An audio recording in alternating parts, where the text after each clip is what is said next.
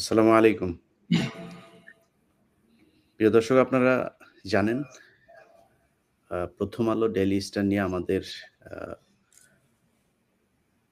প্রায় এই সরকার গঠনের শুরু থেকেই অনুসন্ধান চলছে এবং কিভাবে বর্তমান সরকারকে 'প্রথম আলো' এবং ডেইলি স্টারের মাধ্যমে ভারতীয় আ নতজানু বানানোর জন্য আবারও চেষ্টা করা হচ্ছে। তো তার ধারাবাহিকতায় আমরা আজকে আরেকজনের অ্যা মুখোশ উন্মোচন করতে চাই। যিনি হচ্ছেন টিআইবি অর্থাৎ যেটা ট্রান্সপারেন্সি ইন্টারন্যাশনাল বাংলাদেশ। এটা যদিও সারা পৃথিবীতে আমি ইউএসএ তে এসে অনেককে জিজ্ঞেস করেছিলাম যে টিআইবি সম্পর্কে জানে কিনা? তারা টিআইবির নামও জানে না। টিআইবি বা টিআই ট্রান্সপারেন্সি ইন্টারন্যাশনাল এটা কি? এটা আমার মনে হয় এই ৩য় বিশ্বের দেশগুলোতে বোধহয় তারা একটা ভাব ধরে যে এটা বিশাল আকারের দুর্নীতির পরিমাপক। যাই হোক এই ট্রান্সপারেন্সি ইন্টারন্যাশনাল বাংলাদেশের একজন গবেষক আমার সাথে আছেন জনাব মোহাম্মদ রেজাউল করিম। আমরা তার কাছে জানবো যে টিআইবির যেই আ আ নির্বাহী পরিচালক জনাব ডক্টর ইফতেখারুজ্জামান, মতিউর রহমান এবং আ মাহফুজ আনাম এবং দেবপ্রিয় ভট্টাচার্যের ঘনিষ্ঠ বন্ধু। এই চোরকে দিয়ে আপনার দুর্নীতি দমন কমিশন গঠনের যে সংস্কার কমিশন গঠন করা হয়েছে সেটার চেয়ারম্যান বানানো হয়েছে তাকে। অথচ তিনি নিজেই একজন চোর। আপনারা এর আগেই জানেন যে দুর্নীতি দমন কমিশনের চেয়ারম্যান হিসাবে একজনকে নিযুক্ত করা হয়েছে আসিফ নজরুল এবং 'প্রথম আলো ডেইলি স্টারের' যেই আ মদদদাতারা আছে তারা মিলে যার বিরুদ্ধে রয়েছে দুর্নীতির ব্যাপক অভিযোগ, যাকে নিয়ে তদন্ত হয়েছে, শাস্তি হয়েছে, এই ধরনের একজন মানুষকে আপনার দুর্নীতি দমন কমিশনের বর্তমানে চেয়ারম্যান বানানো হয়েছে এবং সেই কমিশনের চেয়ারম্যান বানানোর জন্য আগে থেকেই সংস্কার কমিশনের চেয়ারম্যান আবার ইফতেখারুজ্জামানকে বানানো হয়েছে। অতএব আপনাদেরকে বুঝতে হবে এখন পর্যন্ত এই যে সারা দেশে আপনারা দেখছেন এক করে প্রাইভেট বিশ্ববিদ্যালয়ের থেকে বিভিন্ন ছেলে-মেয়েদেরকে বিভিন্ন জায়গায় হত্যা করা হচ্ছে। নানানভাবে তাদেরকে মেরে ফেলা হচ্ছে। আপনার এই যে তাবলিগ জামায়াতের ইজতেমা নিয়ে আপনারা দেখেছেন যে ডেইলি স্টারের মাহফুজ আনামের আত্মীয়স্বজনরা কিভাবে সাদ গ্রুপকে এই বাংলাদেশের আলেমদের উপরে লেলিয়ে দিচ্ছে। তো সব মিলে একটা অস্থিতিশীল পরিস্থিতি তৈরি করার জন্য তারা কাজ করছে এবং সরকারের বিভিন্ন জায়গাগুলোতে তাদের লোকজনকে বসানোর জন্য তারা খুব সূক্ষ্মভাবে কৌশল খাটিয়ে যাচ্ছে। আমরা জনাব মোহাম্মদ রেজাউল করিম আপনার কাছে থেকে শুরু করি যে ইফতেখারুজ্জামানের সাথে আপনি দীর্ঘ প্রায় ১৬ বছর কাজ করেছেন একসাথে, তার সাথে গবেষণা করেছেন। এই গবেষণা নিয়ে আমরা এর আগেও আপনার সাথে কথা বলেছি। আমরা নতুন করে বাংলাদেশের মানুষকে আবারও মনে করিয়ে দিতে চাই যে ডক্টর ইফতেখারুজ্জামান আসলে কি? তার সাথে কাজ করার অভিজ্ঞতা কেমন ছিল? আসসালামু আলাইকুম প্রিয় দর্শক শ্রোতা, আপনাদের সবাইকে সালাম জানাই এবং আমার শুভেচ্ছা জানাই।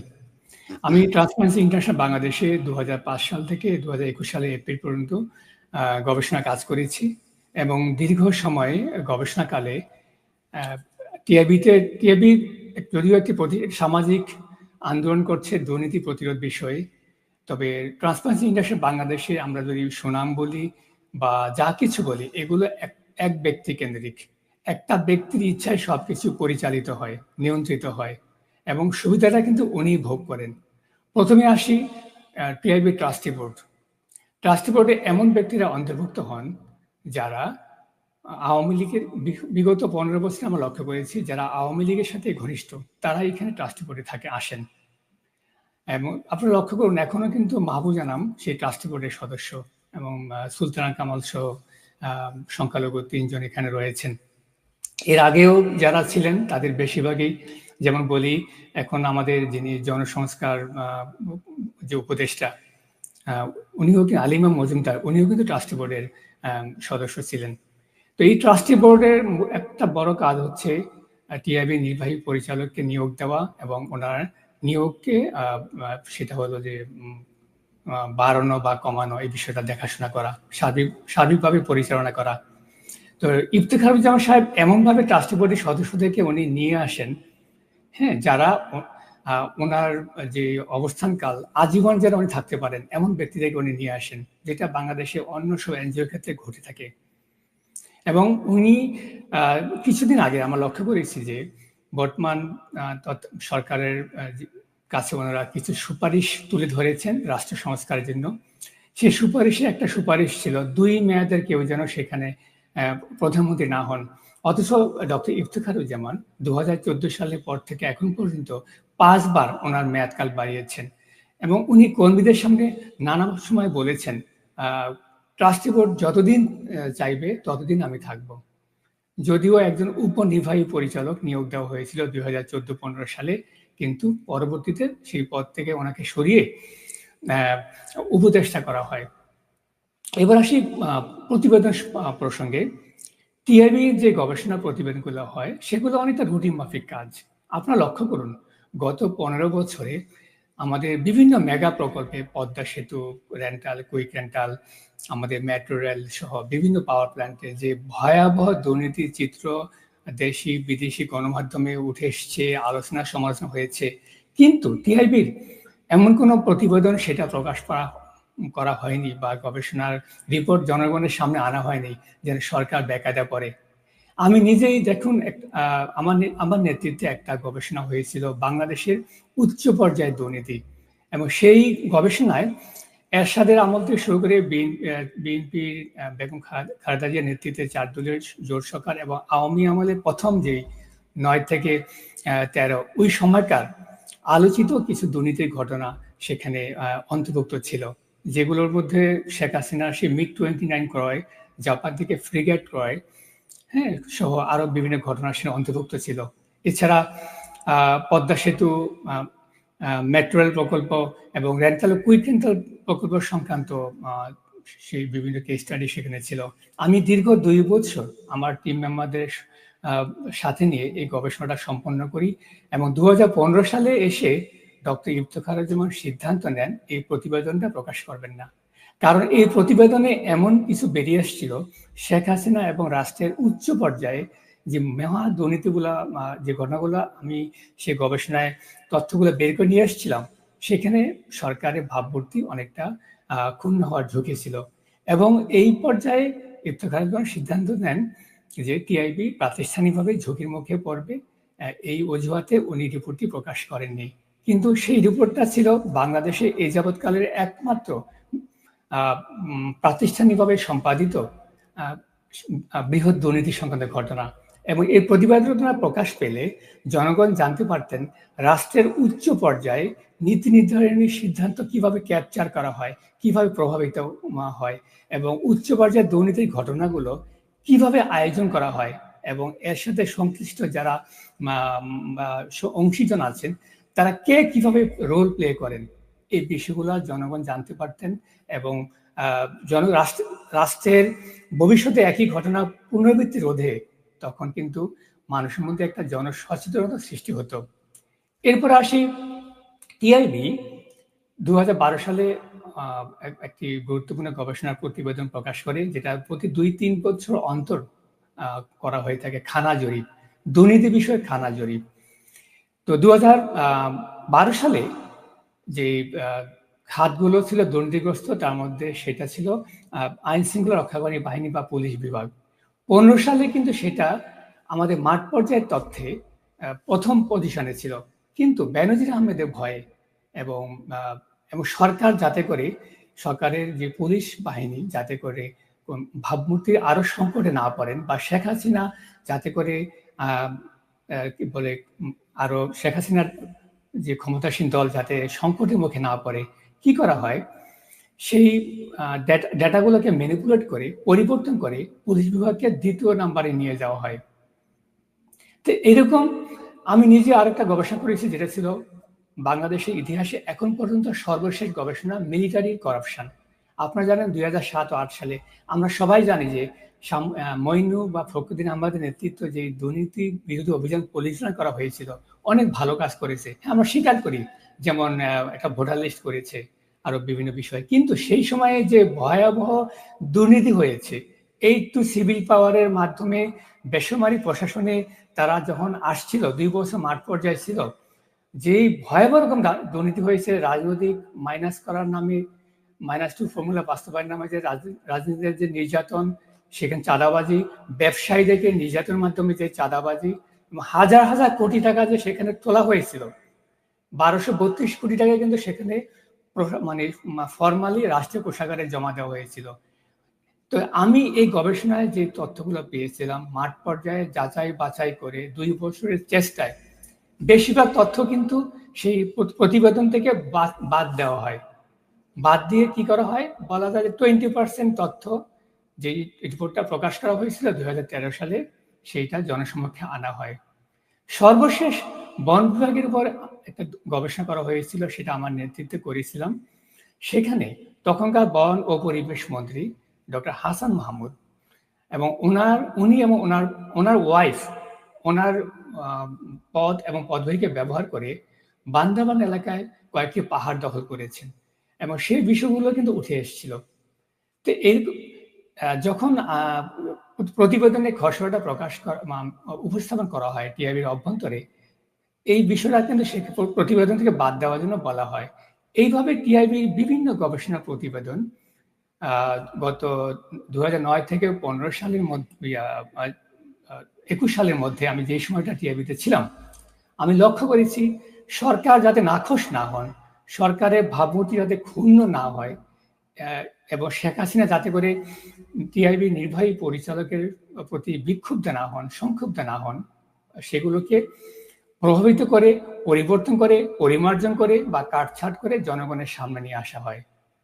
মোট কথা আমি সংক্ষেপে বলবো যে 2009 থেকে 2021 সাল আমি যে সময় টিআইবিতে ছিলাম, ওই সময়ে যে গবেষণাগুলো করা হয়েছে এমন কোনো গবেষণা প্রতিবেদন জনগণের সামনে নিয়ে আসা হয়নি। এমনকি তারপরেও অদ্যাবধি আপনারা দেখুন যেগুলো মেগা আলোচনা হয়, মেগা করাপশনগুলো, ঠিক আছে, সেই প্রতিবেদনগুলো কিন্তু সেগুলো নিয়ে কিন্তু গবেষণা করা হয়নি বা করা হচ্ছে না, করা হচ্ছে রুটিন মাফিক কিছু কাজ। তাই এবার আসছি টিআইবির অভ্যন্তরে কিন্তু অন্যান্য সরকারি বা বেসরকারি প্রতিষ্ঠানের মতো আর্থিক দুর্নীতির সুযোগ নেই। হ্যাঁ, এখানে জিরো টলারেন্স, নারী কেলেঙ্কারি এবং আর্থিক এই দুটা বিষয় জিরো টলারেন্স। কিন্তু দুর্নীতি কোথায় হয়? সেটা হয় হচ্ছে নিয়োগের ক্ষেত্রে। যখন উন্মুক্ত প্রতিযোগিতা হয় সেখানে যেটা করা হয়, কিংবা অভ্যন্তরে প্রমোশনের মাধ্যমে যে নিয়োগগুলো হয়, সেখানে টিআইবি নির্বাহী পরিচালক তার ঘনিষ্ঠ বন্ধু ডক্টর সালাউদ্দিন আমিনুজ্জামান ঢাকা বিশ্ববিদ্যালয়ে উনি একজন শিক্ষক, লোক প্রশাসন বিভাগের শিক্ষক ছিলেন। ওনাকে দেখেছি গত 15 বছর উনি সবসময় ভাই বোর্ডে আসেন এবং উনি কি করেন, এই দুজনে মিলে মোটামুটি কাকে নেবেন আগেই সেখানে নির্ধারণ করা থাকে। এইভাবে লক্ষ্য করেছি যে যত নিয়োগ হয়েছে অধিকাংশ নিয়োগে উনি এমনভাবে সেট আপ করেন, কারণ আপনারা দেখুন যদি দুর্নীতিটা হয় মাথায়, যদি মস্তিষ্কে, তাহলে কিন্তু সেরকম কোনো প্রমাণ থাকে না। এবং নোবেল বিজয়ী সেই রবার্ট স্টিগলিটজ, হ্যাঁ, উনি যেটা বলেছেন কগনিটিভ করাপশন, টিআইবির ক্ষেত্রে যেটা মস্তিষ্ক প্রসূত দুর্নীতি, এমনভাবে অর্গানাইজড ওয়েতে দুর্নীতিগুলো করা হয় এই নিয়োগের ক্ষেত্রে, পদায়নের ক্ষেত্রে, হ্যাঁ, সেগুলো কিন্তু কারো ধরার সুযোগ থাকে না। তো মোটা দাগে আমি এই বিষয়গুলো লক্ষ্য করেছি। এখন আপনি যদি আরো বিষয়ে প্রশ্ন করেন আমি তখন আরো বিষয়তে যেতে পারবো।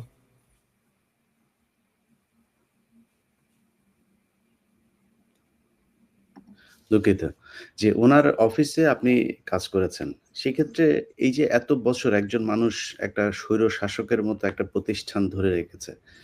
তো উনার প্রতিষ্ঠানের কেউ কি এটা নিয়ে কোনো কিছু বলে না? বা বাইরে থেকেও কোনো চাপ আসে না? কিংবা যেই প্রতিষ্ঠান, যেই ট্রান্সপারেন্সি ইন্টারন্যাশনাল সো কল্ড একটা দুর্নীতির পরিমাপক যে সংস্থা, তাদেরকে আপনারা কখনো কেউ জানান নাই? জানাইলে তারা কি তার ব্যাপারে কোনো ব্যবস্থা নেওয়া হয় না? এরকম দুঃসাহস করেনি। টিআইবির ভেতরে একটি কমিটি আছে, যেটা হলো যে কারো যদি অভিযোগ থাকে, অম্বুডসম্যান, হ্যাঁ, যদি কারো সেটা মাহবুব জানা হচ্ছেন সেটার সভাপতি। কিন্তু আমার জানা মতে, শোনা মতে বা দেখা মতে আমি যে 15 বছর ছিলাম একটি অভিযোগও সেখানে জমা হয়নি। কারণ যদি নির্বাহী পরিচালক কোনোভাবে জানতে পারেন কোন কর্মী সে অভিযোগটা দিয়েছেন, তাহলে তার চাকরি নিশ্চিত সে টিআইবিতে বের হয়ে যাবে। এমন সিস্টেমে বের করবে, কারণ আপনি কাজ করতে গেলে যারা কাজ বেশি করে বেশি তাদের ভুলও সংখ্যা বেশি হয়, তাই না? হতেই পারে সে এমন একটা ভুল ধরে তাকে কি করবে, মোরালি ডিসকারেজ, মানে ধ্বংস করে তাকে সেখান থেকে হয় স্বেচ্ছায় চলে যেতে বাধ্য করবে কিংবা তাকে সাসপেন্ড করবে। তারপরে টিআইবির যে অভ্যন্তরে যে সিদ্ধান্তগুলো হয়, বিশেষ করে 4 জন পরিচালক আছে। এমন ব্যক্তিদেরকে পরিচালক হিসাবে নিয়োগ দেওয়া হয়, অনেকটা ওই বাবুরাম সাপুরের সেই সাপের মতো। সেই সাপ কখনো ফোঁস-ফাঁস করবে না। এবং যারা একটু টিআইবি নির্বাহী পরিচালকের কথার বাইরে এরকম কথা বলতে চেয়েছেন, তারা কখনো টিআইবি ইতিহাসে টিকতে পারেননি। কাজেই পরিচালকরাও কিন্তু এবং এমন এই ধরনের কোনো ঘটনা আছে যে অভ্যন্তরীণভাবে কোনো কাউকে ফাঁসিয়ে দেওয়া হয়েছে বা কেউ কথা বলতে চেয়েছে বা ওনার মনে হয়েছে যে আপনি সেই ব্যক্তিকে দিয়ে হয়তো ওনার মতো করে কাজ করানো সম্ভব হবে না। সেই ক্ষেত্রে তাকে কোনো ষড়যন্ত্রের ফাঁদে ফেলে অফিস থেকে বের করে দেওয়া হয়েছে। এই ধরনের কোনো হিস্ট্রি আছে কিনা? আমার প্রায় 16 বছরের টিআইবি কর্মকালে এরকম মানে ডজন ঘটনা ঘটেছে। যেই কর্মী বিভিন্ন উনি যেটা করেন, প্রতি মাসে একটা অল স্টাফ মিটিং হয়, সাপ্তাহিক মিটিং হয়। যারা একটু ভোকাল, যারা উনি কি চাচ্ছেন সেই ধারার বাইরে যারা কথা বলে বা একটু প্রতিবাদ করে কিংবা যারা একটু ভোকাল, তাদেরকে এমন সিস্টেম করে বের করেন যেটা আসলে আমরা খুব সহজেই ধারণা করতে পারি যে উনি এরপরে আর থাকবেন না। এরকম প্রচুর কর্মী উনি বের করে দিয়েছেন, অসংখ্য পরিচালককে উনি বের করে দিয়েছেন। কিভাবে বের করেন? মনে করেন যারা একটু ভোকাল বা ওনার কথার সঙ্গে দ্বিমত পোষণ করেন না, দেখা হয়তো ওনার কর্মক্ষেত্রে এমন একটা গাফিলতি, হ্যাঁ, যে উনি মানে কি বলে যে উনি চৌকস না বা ওনার পারফরমেন্স ভালো না, এভাবে একটা সিস্টেম করে ওনাকে আউট করে দেওয়া হয়। এখন টিআইবিতে এই মুহূর্তে যারা আছে, আপনার এমন কোন কর্মী পাবেন না যারা এই নির্বাহী পরিচালকের চোখে চোখ রেখে কথা বলতে পারে। এমন ব্যক্তিদেরকে যাচাই বাছাই করে সর্বশেষ 2022 সালে টিআইবির একটু যে নতুন প্রকল্প শুরু হয়েছে, সেটা আওতায় প্রায় 185 জন কাজ করছে এবং তারা সবাই বলতে গেলে অনেকটা বাবুরাম সাপুরের এরকম কোনো ঘটনা আছে যে ধরেন কর্মীদের ক্ষেত্রে সেটা খুব কঠোরভাবে মানা হয়, কিন্তু টিআইবির যে নির্বাহী পরিচালক কিংবা তার যারা পক্ষপাতদুষ্ট যেসব যারা আছে, তারা করলে সেটার বিচার হয় না। এরকম কোনো ঘটনা আছে? অনেক ঘটনা আছে। আমি নিজের একটা অভিজ্ঞতা বলি, তিক্ত অভিজ্ঞতা। TIB gender policy zero tolerance. যে খানা জরিপ যেটা হয় 2016 সালে খানা জরিপে আমি মাঠ পর্যায়ে গিয়েছিলাম। সেখানে একটা জরিপ টিমে 4 জন সদস্য ছিল, 2 জন নারী সদস্য ছিল, একজন সুপারভাইজার ছিল। একজন সুপারভাইজার একজন নারী সদস্যকে নানাভাবে জেন্ডার হ্যারাসমেন্ট করার চেষ্টা করছিল। এগুলো আমি জনসম্মুখে না বলাই ভালো। আমি যখন এটা আজ করতে পারি, আমি তখন এসে আমার যিনি সুপারভাইজার এবং ওই গবেষণাটা যিনি তত্ত্বাবধায়ক ছিলেন এবং উনি প্লাস ওনার যে 3 জন ডেপুটি, তাদের সামনে এটা মুখে বলি। এরপর যেটা করা হয়, টিআইবি নির্বাহী পরিচালক আমাকে ডেকে নিয়ে টিআইবির ভেতরে একটা টর্চার সেল আছে, যেটা আয়না ঘরের মতো অনেকটা, বোর্ডরুম সেটা, হ্যাঁ। এই বোর্ডরুমে নিয়ে যারা বোর্ডরুমে যায় তারা ওখানে একটা ভয়ঙ্কর পরিস্থিতির মুখোমুখি হয়ে ফেরত আসে, হ্যাঁ, কাউকে বলতে পারে না। আমাকে কি করা হয়, এক পর্যায়ে বলে, আপনি আমাকে কেন সরাসরি জানাইলেন না, আপনি কেন লিখিত আকারে জানাইলেন না? আমি বললাম, টিআইবির কোনো নথিপত্রে এটা উল্লেখ নাই। আমি সরাসরি তাৎক্ষণিকভাবে ব্যবস্থা নেওয়ার জন্য ওই কর্মীর বিরুদ্ধে আমি যে গবেষণাটির টিম লিডার, হ্যাঁ, এবং ডেপুটি টিম লিডার যে 3 জন, তাদেরকে জানিয়েছি। উনি পরে যেটা করলেন, আমার বেতনের অংশ কর্তন করলেন। আচ্ছা, আমি বললাম যে আমার আগে আরো 2 জন সহকর্মী গিয়েছেন, ওটা হাইড করে গেছে, আমাকে কেন করলেন? তখন এটা আমি কোনো সদুত্তর পাইনি। এটাও ইনজাস্টিস করা হয়েছে। এটা কেন করেছেন? সেই সময় আপনারা জানেন হাইতিতে একটা ভূমিকম্প হয়েছিল। সেখানে বিভিন্ন এনজিও গুলা কাজ করছিল। সেখানে অনেক যৌন হয়রানির অভিযোগ আসছিল। ওই সময় এটা top of the country, top of the world ছিল এই ইস্যুটা। টিআইবি নির্বাহী পরিচালক দেখাতে চেয়েছে যে বাংলাদেশেও এই ধরনের ঘটনা, টিআইবি যেহেতু একটা মডেল অর্গানাইজেশন, তারা খুব জিরো টলারেন্স অনুসরণ করে এবং উনি এটাকে আমাকে অনেকটা বলা যায় যে কি বলে একজ্যাক্ট টার্মটা, যে বলি পাঠা বানিয়ে আমার স্যালারি কাটা হয়। অথচ দেখুন, আমার আগে 2 জন কর্মী ছিল, তাদেরকে শোকজও করেনি, বেতনও কাটেনি। আমি বলেছি আমার আগে যারা গিয়েছে তাদেরকে তারা হাইড করে গেছে। আমি কিন্তু ওদের সুরক্ষার জন্য মাঠ পর্যায়ে ব্যবস্থা নিয়েছি, কাউন্সিলিং দিয়েছি, তাৎক্ষণিকভাবে ঢাকায় এসে জানিয়েছি।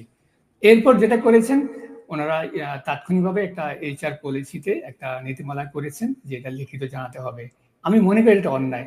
আর একটা অন্যায় কথা বলি, বিশ্ববিখ্যাত দুর্নীতি বিষয়ক গবেষক এবং লন্ডন ইউনিভার্সিটির শিক্ষক ডক্টর মোস্তাক খান, ওনার সারা পৃথিবীতে বাংলাদেশের টিআইবি, দুদক সহ বিভিন্ন প্রতিষ্ঠানের সাথে ওনার প্রজেক্ট আছে। আচ্ছা, ওনার একটা প্রকল্পে উনি আমাকে কনসালটেন্ট হিসাবে নেওয়ার জন্য উনি আমাকে আগ্রহ প্রকাশ করেছিলেন। আমি যখন লিখিত আকারে ইমেল দিলাম, উনি কি করলেন, আমাকে টিআইবি নির্বাহী পরিচালক এটাকে রিফিউজ করলেন। অথচ টিআইবির ভেতরে ওনার যারা অনুগত বেশ কিছু কর্মী বছর পর বছর তারা কনসালটেন্সি করে বাইরে। আমি সততার জন্য, স্বচ্ছতার জন্য, জবাব দেওয়ার জন্য যখন আমি লিখিত আকারে ওনাকে মেইল করলাম যে আমি অনুমতি চাই, আমি ছুটির দিনগুলোতে কাজটা করব, হ্যাঁ, এটা বিরাট একটা মানে সুযোগ ছিল। এবং ডক্টর মোস্তাক খান পৃথিবীর জীবন্ত কিংবদন্তি অ্যান্টি কারাপশন ফিল্ডে। হ্যাঁ, উনি সারা পৃথিবীর সব শীর্ষ পর্যায়ে ইউনিভার্সিটি উনি পড়িয়ে বেড়ান, ঠিক আছে, কিন্তু আমি সেই সুযোগটা হারিয়েছি। এইখানে একটা বৈষম্য করেছে। এরকম আমি নিজেই বলবো, আমার নিজের ক্ষেত্রে আরো অনেকগুলো ক্ষেত্রে এরকম বৈষম্য হয়েছে। আমি নিজে উদাহরণ থেকে যেটা বললাম, দুটো উদাহরণ দিলাম, এরকম শত শত উদাহরণ পাওয়া যাবে যদি আপনারা অনুসন্ধানের ব্যবস্থা করেন। না, এত কিছুর পরেও মানে ওনাকে এই বর্তমান সরকার ডক্টর মোহাম্মদ ইউনূসের সরকারকে তো আমরা নিশ্চয়ই একটা বৈষম্য বিরোধী একটা সরকার মনে করি।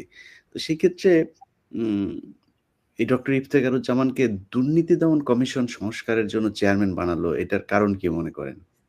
এটা হচ্ছে, দেখুন, যে আমরা জানি রাষ্ট্রের যে রাষ্ট্রীয় যে প্রতিষ্ঠানগুলো রয়েছে, একটা জনপ্রশাসন, বিচার বিভাগ, প্রশাসন সহ সর্বক্ষেত্রে শেখ হাসিনা রেখে যাওয়া পুরো সেট আপটা রয়ে গেছে।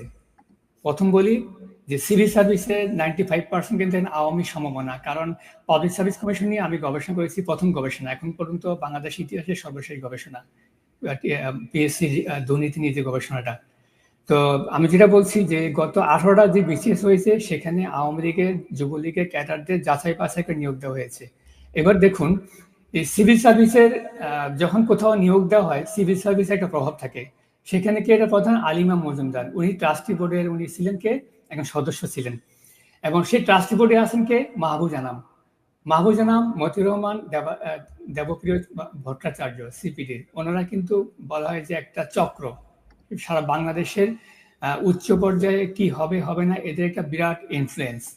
এখন 15 বছর কিন্তু ডক্টর ইফতেখারুজ্জামান, যেহেতু শেখ হাসিনার প্রয়াত উপদেষ্টা এসটি ইমাম সাহেব খুবই প্রভাবশালী ছিলেন, এবং গহর রিজভী, এই দুজনের খুব স্নেহভাজন ছিলেন। সে কারণে টিআইবি এমন কোনো গবেষণা করে না যেটা প্রভাবিত হয় বা গভর্নমেন্ট ক্ষতিগ্রস্ত হয়, আওয়ামী সরকার। তো এখন দেখুন, আমি নিশ্চিত বলতে পারি আলী ইমাম মজুমদারের সুপারিশে এবং মাহবুজ আনামের সুপারিশে ডক্টর ইফতেখারুজ্জামানকে এই কমিশনের চেয়ারম্যান করা হয়েছে।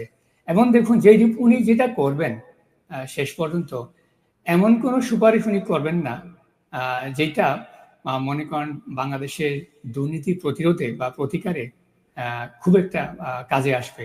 কারণ উনি কিন্তু গত 15 বছরের শেখ হাসিনার সময়কালে সবচেয়ে সুবিধাভোগী, এবং এটা অনেকে বলে থাকেন যে উনি রয়ের সাথে খুব ঘনিষ্ঠ, ভারতীয় গোয়েন্দা সংস্থা রয়ের খুব ঘনিষ্ঠ। এবং এই যে একটা চক্র, ডেইলি স্টারের সম্পাদক মাহবুজ আনাম, প্রথম আলোর সম্পাদক মতিউর রহমান, এবং সিপিডির যে উপদেষ্টা একসময় নির্বাহী পরিচালক ছিলেন ডক্টর দেবপ্রিয় ভট্টাচার্য, এবং আমাদের টিআইবির অ্যাডভোকেট সুলতানা কামাল আর ইফতেখারুজ্জামান, এরা একটা চক্র। এই চক্রের থেকেই এই কি বলে যে সুপারিশটা আসছে, এবং সেভাবে রাষ্ট্রটা এখনো চলছে। জি, অনেক কিছু জানলাম। প্রিয় দর্শক, আপনারা যাকে দেখছেন জনাব রেজাউল করিম অত্যন্ত মেধাবী একজন মানুষ। উনি শুধু টিআইবিতে কাজ করেছেন তা নয়, উনি ম্যাট্রিক এবং ইন্টারে বোর্ডে স্থান করা একজন কি বলবো যে মেধাবী একজন শিক্ষার্থী ছিলেন। তিনি প্রথম বাংলাদেশি যিনি কিনা অস্ট্রিয়ার ভিয়েনাতে স্কলারশিপ নিয়ে তারপর মাস্টার্স করতে যান। তিনি পৃথিবীর বিভিন্ন দেশে পড়াশোনা করেছেন। এই মুহূর্তে তিনি মালয়েশিয়াতে মালয় ইউনিভার্সিটিতে তিনি পিএইচডি গবেষণা করছেন। তো যাই হোক, উনার উনাকে আমি সবসময় বলি যে আপনি সোশ্যাল মিডিয়াতে আসেন। বিভিন্ন কথাবার্তা নিয়ে বিভিন্ন রিসার্চ করা। উনি যেহেতু অনেক সারা জীবনই উনি গবেষণার কাজে কাজ করেছেন। খুবই নিয়মানুবর্তিতার মধ্য দিয়ে চলেন। আ তো উনার একটা YouTube চ্যানেল আছে। আমি আমার এই লাইভের ডেসক্রিপশন বক্সে এবং পিন কমেন্ট করে রাখবো। উনার YouTube চ্যানেলটা আপনাদের সবাইকে সাবস্ক্রাইব করার অনুরোধ থাকলো এবং Facebook পেজ দেয়া থাকবে সেখানে। সবার কাছে অনুরোধ থাকবে। আ অনেক মূল্যবান কথা উনার কাছ থেকে আপনারা শুনতে পারবেন। সবশেষ যে বিষয়টা বলতে চাই প্রিয় দর্শক, আমরা একটা বিশাল যুদ্ধের মাঝখানেই আছি আসলে এখনো। আ যে বিষয়টা দেখা যাচ্ছে যে দেশের অধিকাংশ অধিকাংশ বললে ভুল হবে, আসলে প্রায় ৯৯ ভাগ আ সাংবাদিক থেকে শুরু করে আ দেশের রাজনীতিবিদ থেকে শুরু করে বিভিন্ন ব্যবসায়ী সবাই আসলে অ্যা একটা মানে অদ্ভুত রকমের একটা জিনিস দেখা যাচ্ছে যে কেমন যেন আসল যে কথাটা, যে সত্য যে কথাটা, সেই কথাটা বলতে কোথায় যেন ভয় পাচ্ছে। এমনকি বড়, বড় রাজনৈতিক দলে যারা আছেন, তারাও এই সরকারের কাছে জিম্মি হয়ে গিয়েছে। আপনাদেরকে আমি ২-৩ দিন আগে একটা ভিডিওতে বলেছিলাম যে, খুব বেশি না, হয়তো মার্চ-এপ্রিলের মধ্যেই দেখবেন যে বিএনপি এবং জামায়াতও এই সরকারের বিরুদ্ধে আন্দোলনে নেমে যেতে পারে। কারণ 'প্রথম আলো' এবং 'ডেইলি স্টার' তারা মূলত আ এটা অন্য কোনো কিছু না। এটা জাস্ট রয়ের বাংলাদেশের একটা শাখা। আসিফ নজরুল এখন এই শাখার হয়েই কাজ করছেন এবং আসিফ নজরুল আপনারা দেখবেন যে বিভিন্ন গণমাধ্যম, বিভিন্ন ইউটিউবারদেরকে ভাড়া করে, করে আমেরিকা, কানাডা থেকেও ইউটিউবার ভাড়া করে আপনারা দেখেছেন নিয়ে যাচ্ছে তারা দেশে। তার টাকা দিয়ে তিনি নিয়ে তারপরে আপনার 5 স্টার, 3 স্টার হোটেলে নিয়ে থাকার ব্যবস্থা করছেন। শুধু অ উদ্দেশ্য একটাই, সেটা হচ্ছে আমার বিরুদ্ধে কথা বলতে হবে। তো আসলে আমার বিরুদ্ধে কথা বললে আমার ব্যাপারে অভিযোগ খুব সুনির্দিষ্ট থাকতে হবে। আমি আ যদি দুর্নীতি করে থাকি, আমি যদি কোনো খারাপ কিছু করে থাকি, লুটপাট করে থাকি, তদবির বাণিজ্য করে থাকি, সেটার যদি কোনো কোথাও যদি কিছু করে থাকি, সেটা তারা প্রমাণ দেবে বা আমার ব্যাপারে বলবে। আমি সেটার জবাব দিতে রাজি আছি। কিন্তু শুধুমাত্র বাংলাদেশের মানুষের কথা বলে আপনার বিরুদ্ধে যদি নাকি কেউ আপনাকে নিয়ে সমালোচনা করে, আপনি লোক ভাড়া করেন আর কি ভাড়া করেন, এটা যায় আসে না। তো আমি এখানে কমেন্ট দেখছিলাম। ২ টা আইডি থেকে বারবার আ আ মানে আমাকে নিয়ে বাজে কমেন্ট করা হচ্ছে। ২ টা আইডি সেখানে বারবার আসছিল। তো এখন ২ টা আইডি এখানে মনে করেন হাজার, হাজার মানুষ কমেন্ট করছে। এগুলো তো আমি কিনে আনি নাই, তাই না? সো কিনে কখনো ২ নাম্বার জিনিসকে ১ নম্বর জিনিসের চাইতে সংখ্যায় বেশি করা যায় না। অতএব আমাদেরকে যারা ভালোবাসে, আমরা যাদের কথা বলি, তারা আমাদেরকে ভালোবাসে। এটা টাকা-পয়সার লেনদেনের বিষয় না। আমাকেও যেমন টাকা দিয়ে কেনা যাবে না, আমাদেরকে যারা ভালোবাসে তাদেরকেও টাকা দিয়ে ৳১০, ৳২০, আওয়ামী লীগের মতো ৳৫০ দিয়ে কমেন্ট করায়া ২-৩ জনের বেশি পাওয়া যাবে না। আর আমাদের ক্ষেত্রে তো পাওয়া যাবেই না।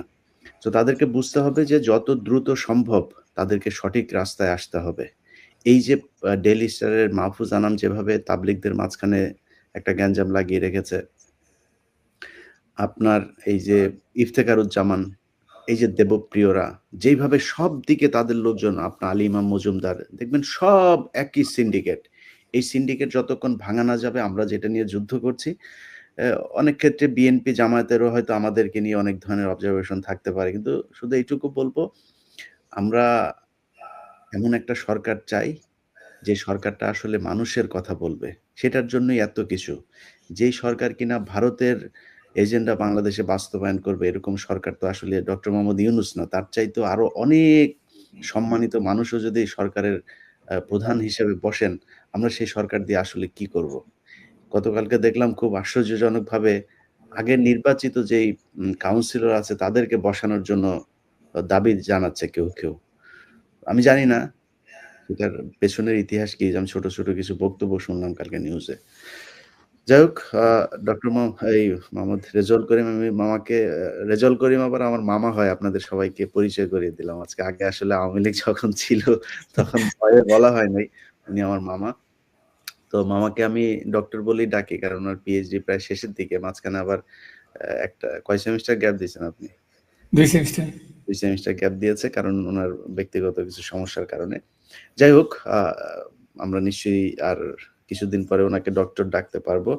উনার Facebook, YouTube চ্যানেলটা সাবস্ক্রাইব করার আবার অনুরোধ থাকলো। সবাই ভালো থাকবেন।